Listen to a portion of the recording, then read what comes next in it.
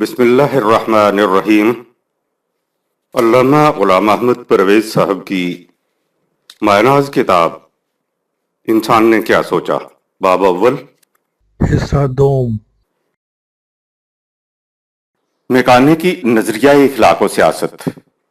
انسانی فکر نے جس قدر علوم وضع کیے ہیں یا جنہیں اس نے اپنی تحقیق و توجہ کا محور بنایا ہے، ان میں اکثر علوم محض نظری ہیں اور کچھ ایسے جن کا تعلق خارجی دنیا سے ہے، لیکن علم الاخلاق ایتھکس ایک ایسا شعبہ ہے جس کا تعلق براہ راست انسانی اعمال سے ہے۔ اس لیے یہ شعبہ علم انسانی نقطہ نگاہ سے سب سے اہم ہے، بلکہ یوں کہیے کہ دیگر تمام علوم اس کے خدام اور ذرائع ہیں۔ مخدوم و مقصود یہی علم ہے۔ انسان کو کیسا ہونا چاہیے، اسے کیا کرنا چاہیے، ایسا کیوں کرنا چاہیے، یہی وہ مسائل ہیں جن کے گرد ساری انسانی دنیا گھومتی ہے یا جن کے جواب کے مطابق زندگی سنورتی اور بگڑتی ہے۔ لیکن یہ موضوع اس قدر وسیع ہے کہ ضمنی طور پر اس کے متعلق کچھ لکھنا زیادہ مفید نہیں ہوگا۔ اسے ایک مستقل باب کی حیثیت سے آئندہ صفحات میں پیش کیا جائے گا۔ سر دست ہم صرف اسی پر اکتفا کریں گے کہ میکانیکی تصور حیات کا اس اہم سوال پر کیا اثر پڑتا ہے۔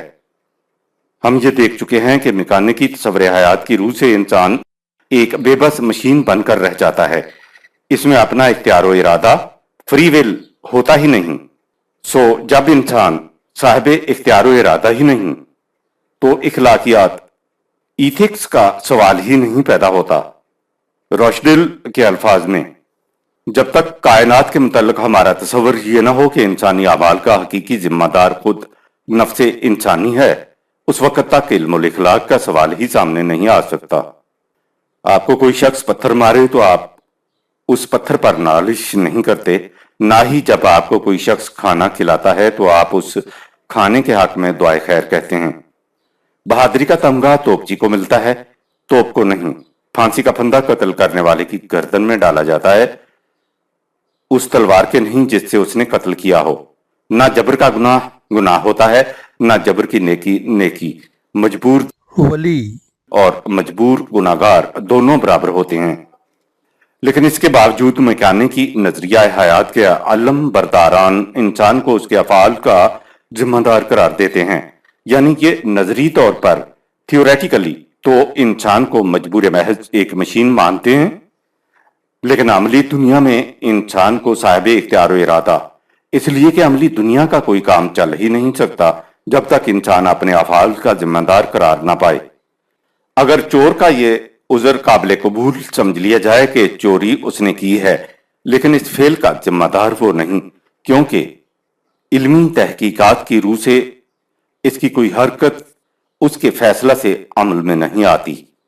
انسان کی ذمہ داریاں بلکہ وہ نتیجہ ہوتی ہے ان طبیعیاتی، حیاتیاتی اور نفسیاتی اسباب کا جن پر اسے کوئی اختیار نہیں۔ تو ظاہر ہے کہ انسانی معاشرہ میں کسی کی کوئی چیز محفوظ نہ رہے۔ اگر قاتل پر اس لیے گرفت نہ کی جائے کہ قتل کے محرکات ایسے اسباب تھے جن پر اسے کوئی اختیار نہ تھا، تو سوسائٹی کا سارا نظام درہم برہم ہو جائے۔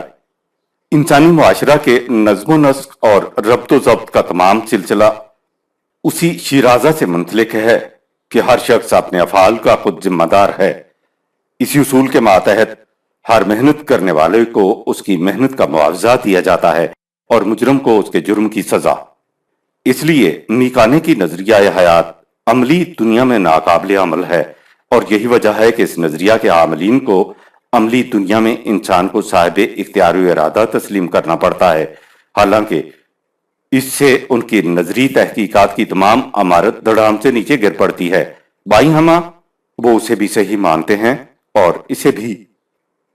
یورپ کے عقل پرست چونکہ مادی دنیا سے ماورا کسی اور دنیا کے قائل ہی نہیں، اور نہ ہی حواس سینسز کے علاوہ کسی اور سرچشمہ علم سورس آف نالج کے معترف ہیں، اس لیے وہ انسانی معاشرہ کے اخلاقی مسائل کا حل عقل انسانی کی روح سے دریافت کرنے کے مدعی ہیں، کیونکہ ان کے نزدیک عقل سے بڑھ کر انسان کے پاس کوئی اور معیار نفع و ضرر ہے ہی نہیں۔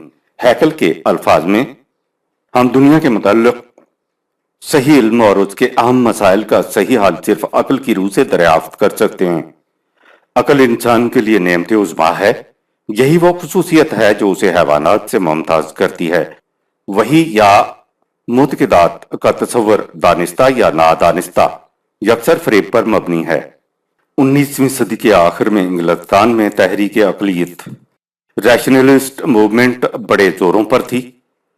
اس تحریک کی ایسوسی ایشن نے سن 1895 عیسوی میں اپنی تحریک کی تعریف ڈیفینیشن ان الفاظ میں پیش کی تھی: اقلیت سے مراد وہ ذہنی رجحان ہے جس کی روح سے عقل انسانی کو بلا حدود و قیود بلند ترین مقام پر فائز سمجھا جاتا ہے، اور اس کا مقصد یہ ہے کہ ایسے فلسفہ اور اخلاقیات کی بنیاد رکھی جائے جس کی صداقت کا معیار خالص عقل انسانی ہو اور وہ کسی سند اتھارٹی کو تسلیم نہ کرے۔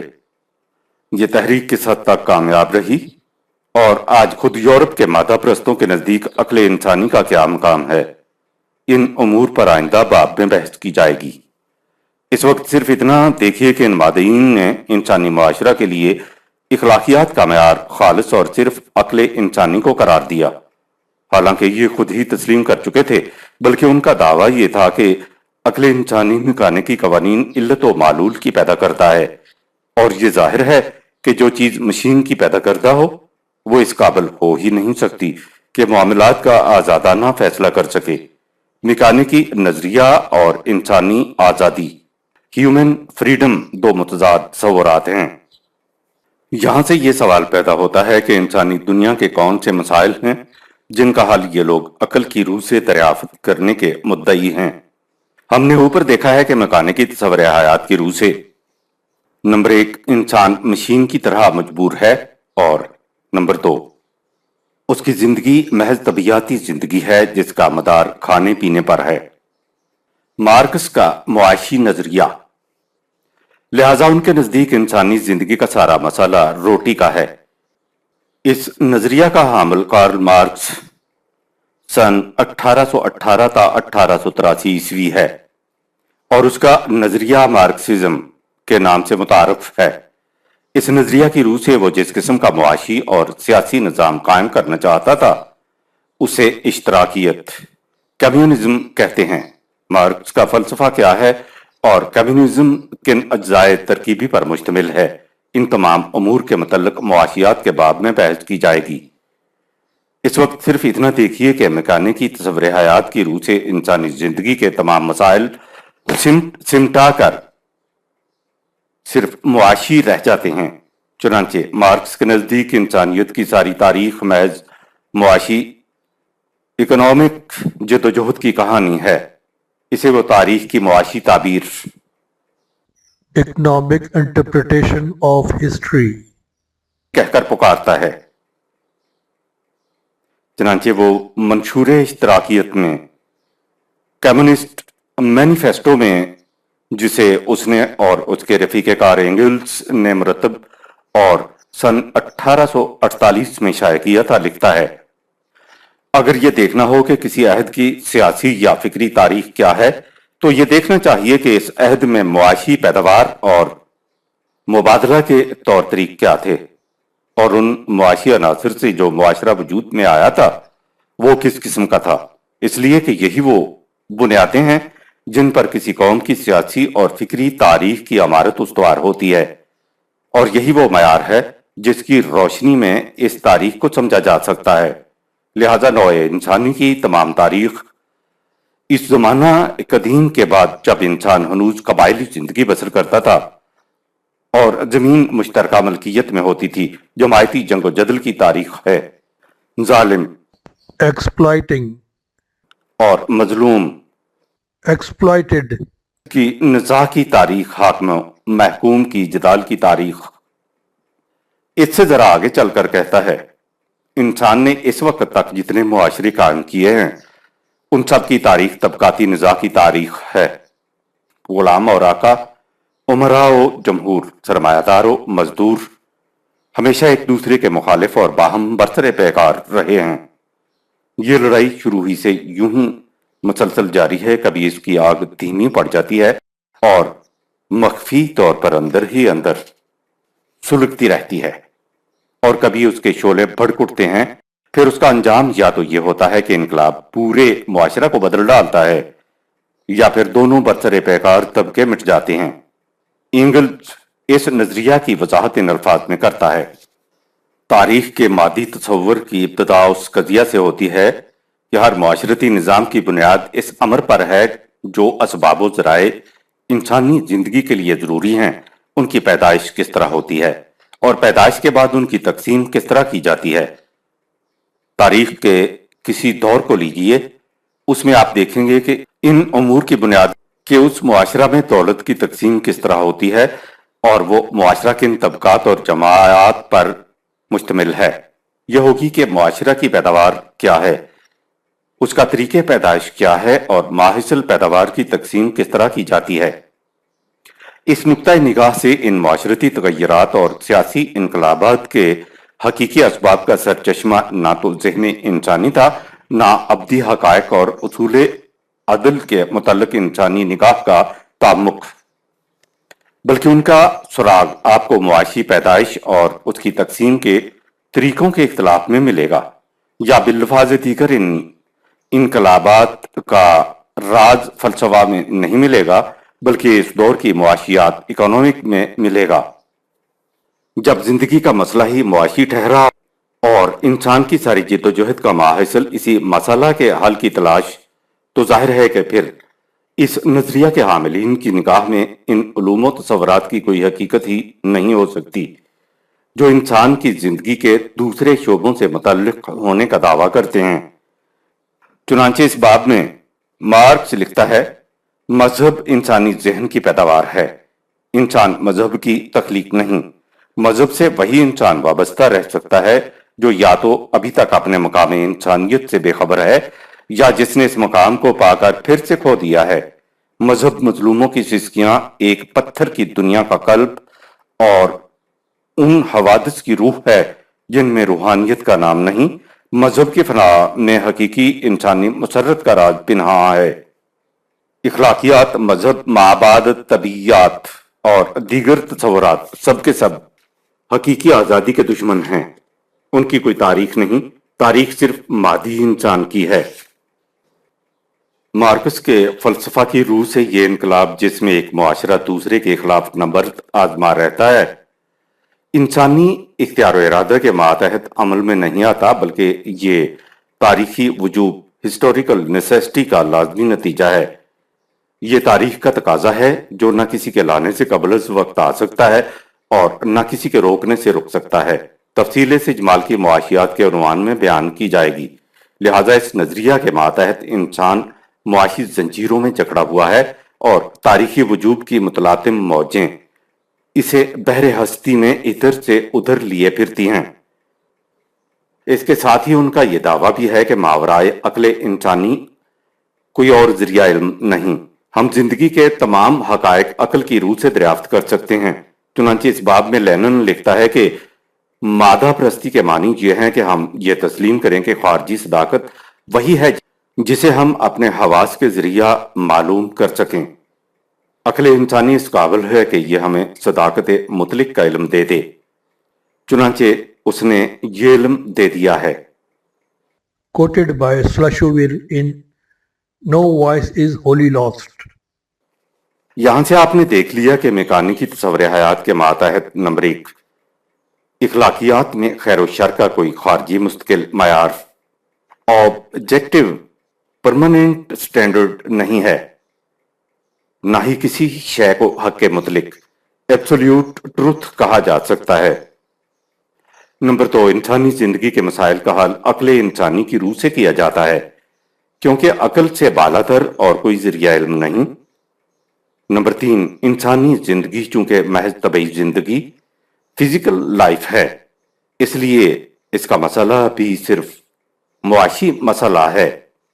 نمبر 4، اس لیے نوع انسانی کی ساری تاریخ اس معاشی مسئلہ کے حل کی تلاش کی تگوتاز کی داستان ہے۔ نمبر 5، جس طریق سے اس مسئلہ کا حل مل جائے وہی طریق قابل قبول ہوگا۔ ظاہر ہے کہ جب دنیا کی مختلف قومیں اس نظریہ کو حقیقت تسلیم کر لیں تو ہر قوم کے سامنے مقصد زندگی یہ رہ جائے گا کہ وہ کس طرح معاشی فارغ البالی حاصل کر سکتی ہے۔ اس سے اسے کچھ واسطہ نہیں ہوگا کہ یہ فارغ البالی کن طریقوں سے حاصل کی جاتی ہے اور اس کا اثر دیگر نوع انسانی پر کیا پڑتا ہے۔ ہنری فورڈ کے الفاظ میں جو کچھ معاشی طور پر صحیح ہے وہ اخلاقی طور پر بھی صحیح ہے۔ اس تصور حیات کے مطابق ان قوموں میں جس قسم کا سیاسی نظام قائم ہوگا وہ بالکل واضح ہے۔ وہ سیاسی نظام جس میں ہر قوم اپنے معاشی مرفع الحالی کی فکر میں ہوگی اور اس مقصد کے حصول کے لیے ہر طریقہ کار کو جائز اور مناسب خیال کرے گی۔ میکیاولی سیاست، یہ ہے وہ نظام سیاست جس کی داغ بیل میکیاولی 1469 تا 1527 عیسوی نے رکھی، اور جو کچھ اس وقت سے آج تک تمام معزولی اقوام کی سیاست کا عروۃ الوثقی ہے۔ اس سیاسی تصور کے تضمینات کیا ہیں، اس کا مفصل ذکر سیاست سے متعلق باب میں آئے گا۔ اس وقت صرف اتنا بیان کر دینا کافی ہوگا کہ قوت اور فریب، فورس اینڈ فراڈز، وہ دو عمود ہیں جن پر اس سیاست کی ساری عمارت کھڑی ہوئی ہے۔ اس کی روح سے مقصد پیش نظر کا حصول تمام سیاسی تگ و تاز کا منتہا ہوتا ہے، خواہ اس کے لیے کوئی طریق اختیار کر لیا جائے، اس لیے کہ ترک و ذرائع کے جائز و ناجائز کا معیار ان کے نزدیک فقط یہ ہے کہ ان سے مقصد حاصل ہو گیا ہے یا نہیں۔ جن ذرائع سے مقصد حاصل ہو گیا وہ جائز، جن سے مقصد حاصل نہ ہوا وہ ناجائز۔ means are justified by the end achieved، اس سیاست کا نقطہ نظر ہے۔ یہی وہ نظریہ سیاست ہے جس کے متعلق لارڈ ایکٹن نے کہا تھا کہ کامیاب سیاستدان ضمیر کی آواز کو درخور اعتناع نہیں سمجھتے، بلکہ وہ لارڈ گرے کے ان الفاظ کو سراہتے ہیں جو اس نے شاہزادی لیون، پرنسس لیون کو لکھے تھے کہ میں پبلک اور پرائیویٹ اخلاقیات کا بڑا مداح ہوں، لیکن مشکل یہ ہے کہ سلطنتوں کے معاملات اخلاقیات کے اصولوں سے طے نہیں پا سکتے، اس لیے کہ والپول کے الفاظ میں نیک انسان کبھی کسی بڑی سلطنت کو بچا نہیں سکے۔ اس کی وجہ یہ ہے کہ کوئی نیک انسان تمام حدود کو توڑ کر اس مقام تک جانے کی جرت نہیں کرے گا جس مقام تک جانا بعض اوقات سلطنتوں کے تحفظ کے لیے ضروری ہو جاتا ہے۔ Ideals and illusions by stabbing۔ Page 13-14۔ یہ ہے وہ تصور سیاست جو میکانیکی نظریہ زندگی کے ماتحت لازمی طور پر پیدا ہوتا ہے۔ میکانیکی تصور کائنات کے جو خط و خال ہمارے سامنے آ چکے ہیں ان کے مالا و ما علیہ، پروس اینڈ کونس کے متعلق اگلے حصہ میں تفصیلی بحث کی جائے گی، لیکن آگے بڑھنے سے بیشتر ایک مرتبہ اسے پھر دیکھیے کہ اس تصور کی روح سے خود انسان کا مقام کیا رہ جاتا ہے۔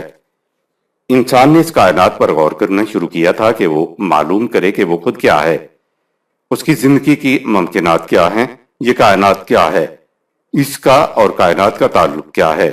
اس کے غور و فکر کا جو نتیجہ نکلا وہ یہ ہے کہ یہ مٹی کا مادھو ہے جس کی حیثیت ہی کچھ نہیں۔ ماہر عضویات فزیولوجسٹ اسے اپنے معامل لیبارٹری میں لے گئے اور اس کا طبعی تجزیہ کرنے کے بعد اسے بتا دیا کہ تمہاری حیثیت یہ ہے کہ تم میں نمبر 1 10 گیلن پانی ہے، نمبر 2 اتنی چربی جس سے صابن کے ساتھ ڈنڈے بارز بن سکیں، نمبر 3 اتنا کاربن جس سے 9000 سرما کی پینسلیں بن سکیں، نمبر 4 اتنی فاسفورس جس سے 2200 دیا سلائی کی سینکیں تیار ہو سکیں، نمبر 5 اتنا لوہا جس سے ایک چھوٹی سی کیل بن جائے، نمبر 6 اتنا چونا جس سے ایک مرغی کے ڈربے میں سفیدی ہو جائے، اور نمبر 7 ذرا سی گندک اور میگنیشیا۔ اللہ اللہ خیر صلی اللہ۔ The proper study of man by B A Howard. اس کے بعد جوٹ کے الفاظ میں اگر ہم اپنے افعال کو علم الحیات، علم الانسان یا علم النفس کے نقطۂ خیال سے دیکھیں تو ہم لامحالہ اسی نتیجہ پر پہنچیں گے کہ انسان مجبور محض ہے۔ علم الحیات کا ماہر یہ کہے گا کہ انسان ایک خاص نوع سپیسیز کا فرد ہے جس نے ارتقائی منازل طے کرتے کرتے یہ صورت اختیار کر لی ہے اور وہی جذبات، خصوصیات اور خواہشات اپنے ورثہ میں پائی ہیں جو اس کی نوع کا خاصہ تھیں۔ علم الانسان کا ماہر یہ کہے گا کہ انسان ایک خاص نسل کا رکن ہے جو بتدریج ترقی کرتے کرتے موجودہ مقام تک پہنچ گیا ہے، لہٰذا یہ فرد انہی خصوصیات کا حامل ہے جو اس کے نسلی امتیازات ہیں۔ علماء نفسیات سے پوچھئے تو وہ بھی انسان کو اسی طرح مجبور قرار دیں گے جس طرح علم الحیات اور علم الانسان کے ماہرین کہتے ہیں۔ وہ کہہ دیں گے کہ کچھ چیزیں ایسی ہیں جو انسان میں نفسیاتی اور عضویاتی طور پر موجود ہیں۔ یہ چیزیں جب ایک خاص ماحول میں پرورش پاتی ہیں تو ان کا مجموعہ وہ فرد بن جاتا ہے، یہی اس کی فطرت کہلاتی ہے۔ جو گائیڈ ٹو فلسفی پیج 399۔ ان علوم کے انکشافات کی روح سے اس کائنات میں انسان کی پوزیشن کیا رہ گئی ہے اس کے متعلق شین کے الفاظ میں سنیے، جو کہتا ہے کہ فلاسفرز نے نسلاً بعد نسل سائنس کی اس قسم کی تعبیرات کی جن کی روح سے انسانی ذات کی قیمت دن بدن کم ہوتی چلی گئی۔ کوپرنیکس نے علم الافلاک میں ایک انقلاب برپا کر دیا، لیکن اس کا نتیجہ یہ ہوا کہ انسان کو بتایا گیا کہ اس کا یہ خیال کہ یہ زمین جو اس کا مسکن ہے، کائنات کا مرکز ہے، یکسر غلط ہے۔